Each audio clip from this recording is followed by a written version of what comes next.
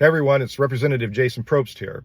You know, I've done videos in this car for quite some time, but it's got 210,000 miles on it now, and this headliner keeps falling down, and I haven't had a chance to, it's about to hit my head, and I haven't had a chance to fix it. And if you've ever done it, you know that it never sticks quite the same way. But I wanted to talk a little bit about some of the mail and the commercials that you've been seeing about me. And there's so much wrong and so much misinformation in this, I hardly know where to start, but I think I'll start with the tax part of this.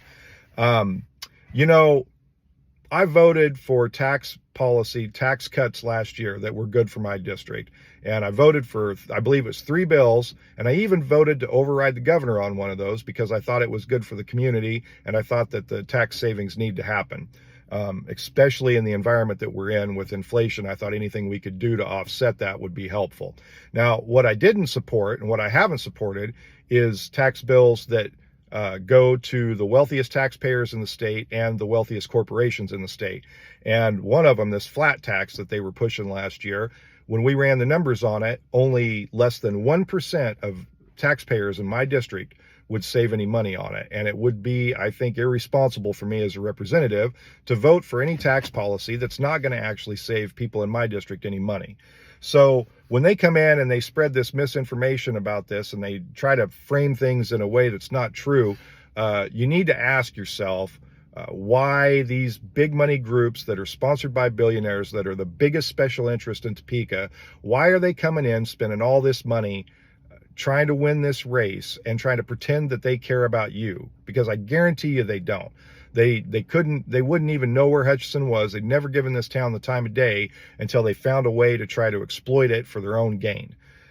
Here's the thing. I have a long history with these groups of pointing out the way they've harmed the state and the way they've harmed our community. Back in 2013, 2014, they were principally responsible for a lot of these tax cuts that have harmed the state and still we're paying for today.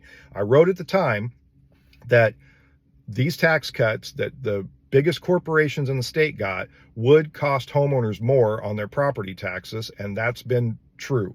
Your taxes have gone up, and part of that is because it was forced down to the local level to pick up the part that the state couldn't afford because they gave a bunch of money to rich people. And I've written a Substack, and I'll put some information on Facebook that goes into more detail about this. If you're interested, I hope you'll take a look at that, but I know not everyone likes to read as much as I like to write. But the truth is you're paying more in property taxes because of the actions of groups like Kansas Chamber. You're paying more in sales tax because of the actions of groups like the Kansas Chamber and Americans for Prosperity.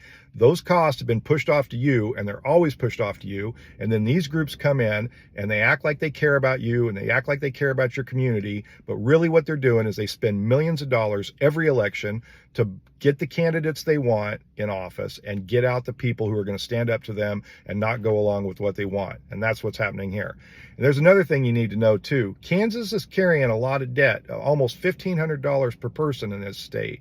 And part of that is tied back to some of the financing gimmicks that had to be done to balance a budget when the Kansas Chamber broke the state with their greed. And basically, we had to do a bunch of weird financing things. All of our neighboring states have less debt than that, and they've been over the last 10 years been able to pay some of that down. Kansas hasn't. We basically have a steady level of debt. We're still paying today for the things these guys have done a decade ago. And now they're trying to say that they're the good guys, that they're coming in and they're supporting my opponent, and they're coming in with their misinformation, and they're not being honest about their role in what has gone wrong in this state. I will support and have supported tax policy that's good for you, that's good for working families and average people in this state. I will not support tax policy that damages working families, and I will not support tax policy that allows groups like the Kansas Chamber to put more money in their pockets. They're coming in, they're financing my opponent's campaign, they're buying his ads, they're paying for this mail, and all of them are trying to act like they're going to put Hutchinson first. If you think that's probably not right, and you think that's probably not the case, you'll have a clear choice this November when you go to vote. And I'd ask you to vote for me. My record's proven. I've done the things that are good for this community, and when I do them or don't do them, I come back and explain those to you. And I think that we have some transparency issues on the other side of this ballot, and I hope that when we come to November, and I have faith that this community will support me the same way I've supported it. I appreciate your vote, appreciate your time, look forward to seeing you around.